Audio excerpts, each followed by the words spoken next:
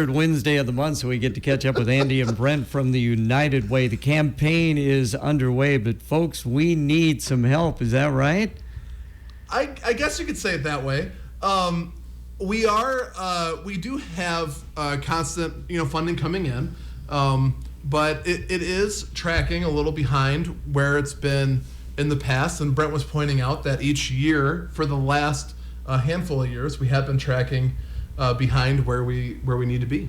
So even Brent, prior to COVID and the pandemic, this was kind of going in that direction. That's right. That's what I think is interesting about it. It's easy, I think, to slot things under the pandemic excuse, and I'm happy to ride that as long as possible. But the truth is, this has been pacing long before the pandemic, where generally speaking, societally as a country, we are becoming less and less charitable in our contributions and our monetary contributions nationwide. And so we're feeling the squeeze a little bit right now in our campaign because of that. And you know what the bad thing about this is the fact there seems to be more of a need now. Absolutely. Yeah. So I would say, as everyone knows, prices are as high as they've ever been. I raised my grocery budget twice last year, and I'm getting tired of it. And if it's affecting me, then imagine how it is affecting someone of lesser means. And so certainly the need is as high as it's ever been. It's interesting to think about what we can do when we come together as a community. I was just reading recently about, it's kind of a cliche, but I was reading about synergy and this idea that when we come together collectively, that our efforts end up compounding. And it was pointing out that when plants grow side by side, that they end up nourishing each other as well as enriching the soil. So it's better for soil to have more plants, not less. That when wood, in terms of the weight-bearing characteristics of wood, one piece of wood can bear a certain amount of weight, two pieces of wood can bear more weight than simply double. And that we compound that we experience like a compound effect. This is what I experienced with the United Way. $16 for me is lunch.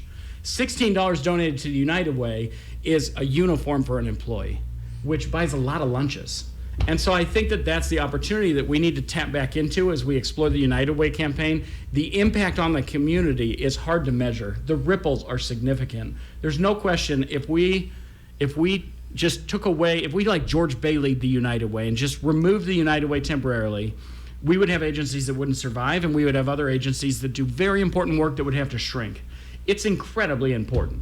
Very well stated. And Andy, there are so many agencies that you do serve. Yeah, we have 19 different agencies. We would like to add more because we definitely have like 5 or 6 just that could name that I feel definitely fit the United Way's missions and goals, and they're all doing outstanding stuff. So to be able to help out what they are doing. That's what really drives us. So what are some ways that we can maybe bolster how this campaign is going? Yeah, so we have abilities to give online. Also, if you traditionally have given to the United Way and haven't done that yet, this is a great time to do that. We have people that pop into our office and give, but really the easiest way to do it today is to give online at our website, clintonunitedway.org. And I look at it as a year-long pledge. So if, as Brent was saying, if you were to be able to say give $15, that's like lunch once in a month. If you give $15 every month for 12 months, that's $180. And that pays a huge dividends in the long run. And we make sure that we try to make sure that we are good stewards of that funding, because it's not our funding, it's the community's funding, and we make sure that as much as possible goes right back into the community. So the campaign is going to be drawing to a close fairly soon, is that right? So our closing date is in the spring. We have extended our campaign this year, and we plan to continue extending it, instead of it being a fall, early winter campaign, to having it be an 8-month campaign. So we've got a few months left, but at this point, in terms of our corporate contributions, we have definitely gotten the lion's share of those. So in order to get us across the finish line, it will have to be much more of a grassroots effort. Okay. Are some things that are coming up that you wanted to talk about, Andy? Yeah, so as Brent was saying with working together makes things stronger, we've also been working on Connect Clinton County.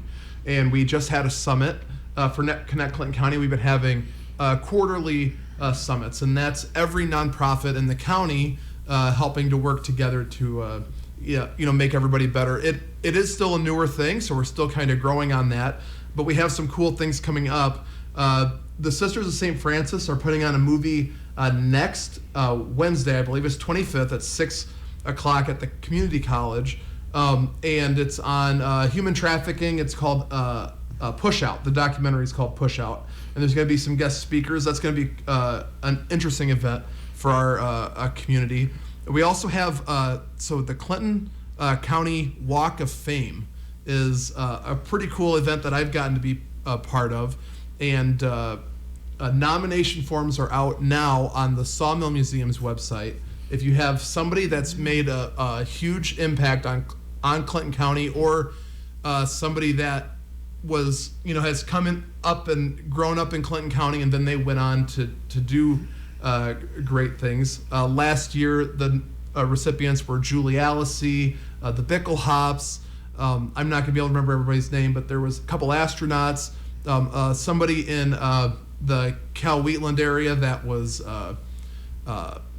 like a Harlem Globetrotter, or like the female version of Harlem Globetrotters, and this artist Kerner, who was born in Germany, and now he grew up in Clinton County, and now they're making a documentary about him and his work. So there's really good people that we've already put on the Walk of Fame. So if you are thinking of someone that needs to be on the Walk of Fame, we have until February 15th to accept those nominations. Okay, and I believe September is when that... September is when those are awarded. Okay, yeah. That'll be great. Now, before we went on air, you mentioned the Alice program. Did you want to talk about that? I'm glad that you mentioned that. So Alice is it's a acronym, and I don't know what the acronym actually stands for, but it basically boils down to the working poor.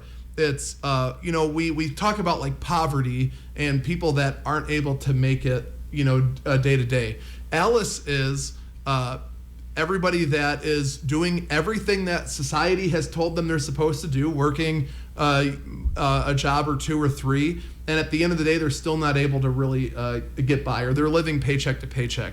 And Alice, we use a lot of those figures in what we're doing and who we're funding. And the last time we did an Alice study was 2016. So that was a while ago now, and completely different economic times in 2016. So we're doing an Alice study in this is for the whole state of Iowa in 2023 and in 2026. So we're going to have really good information coming up, but just kind of be on the lookout for I don't know exactly how all this information is being gathered, but this is an adventure that we get to go on this year. So it's really it's really valuable data. It stands for asset limited, income constrained, and employed. And like Andy said, it's the working poor. It is a large percentage of our children in our school district that grow up in Alice level homes. And these are generally hardworking, good quality members of the community that are one minor emergency away from having to take out credit debt, or something like a flat tire is a crisis. And so these end up being recipients of United Way funding that has very, very important and very, very meaningful ramifications or outcomes. Okay, again, the United Way, if you would like to contribute to what is a very worthwhile effort, how can they do that, Andy? Yeah, so you can give us a call, 563-242-1209. Again, that's 563-242-1209, or you can reach out director@clintonunitedway.org. And clintonunitedway.org is our website where you can give today. We got a couple minutes left in the program. Again, thank you both for coming in. Brent, thank you for coming in today. And Andy, just some closing comments from you gentlemen before we let you go. Brent, we'll go with you because you're so well-spoken. I feel like I've said as much as I need to say, but I do just believe that we have an opportunity through our United Way campaign to make a difference in our community that is meaningful. I think that the United Way is remarkably responsible with how they handle their funding. What I like about the United Way is that I can have charitable intentions without having to have charitable expertise. because the United Way has our citizen review committee to make sure that the funding is going where it is most needed and most impactful, which changes from year to year. So just another plea to please make a contribution to the United Way. Hugely beneficial. Again, thank you so much. And Andy, once more, how people can contact the United Way. Oh, yeah, you asked after I put my phone number away. I should have this memorized, Gary, You right? would think, yes. So, well, it's a director at ClintonUnitedWay.org, and our phone number is 563-242-1209. That's 563-242-1209. Thank you both for coming in today. Thank you. Gary. Appreciate it. And now, the Dan Patrick Show. Dan Patrick.